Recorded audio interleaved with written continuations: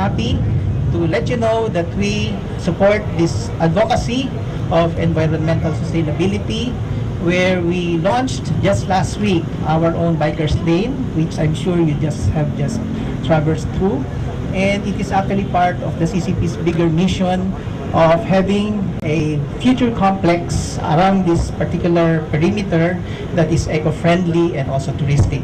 So the CCP is one with you in preserving not only the arts but also the beauty of nature. Isa pong napakalaking karangalan para sa ating lungsod na dito po nagtapos ang inyo pong bike for a cause. At siguro sa mga darating na araw ay makita po natin yung pong ating pinaglalaban, yung pong ating fight for the poverty. Hindi po ba? Yan po ba ang ating pinaglalaban? Basta sama-sama po tayo, wala pong imposible. Makukuha po natin yan. Miski po mahirap nating gampanan ang mga bagay na yan. Ngunit sa ating pagkakapit-kapit bisig, ang lahat na yan ay walang imposible. Just like what Mayor Calixto said, kung ano yung pinaglalaban nyo, let's all work together. Okay? And it will be done.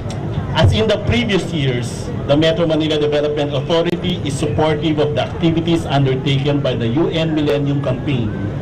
This year's activity, the Bike for the Millennium Development Goals event, is in line with our advocacy of promoting bike and walkways as part of our trust in making Metro Manila a healthier place to live in, consistent with MDG 7 on ensuring environmental sustainability. And we've heard the good initiative of CCP to have green bike lanes on their grounds. And we would, I think I will speak on the behalf of all the participants today, we would like to see more bike lanes in MMDA, in Pasay, and in Manila, so that next year we don't have to have a special escort to go down those avenues, but we can all go one after the other in a very, very long line. Drive on kilometers and kilometers of bike lanes. It is not impossible. Many cities around the world have done this, and we've seen some improvement on the quality of the air in those cities. So hopefully when we do this again very soon, we'll breathe less carbon dioxide to try to prove our point that biking is a solution for transportation in urban setting and a very, very good contribution to the Millennium Development Goal. Ang bike lanes po ay viable po na paraan para sa mas maiwasan ng traffic at mas healthy na populace. And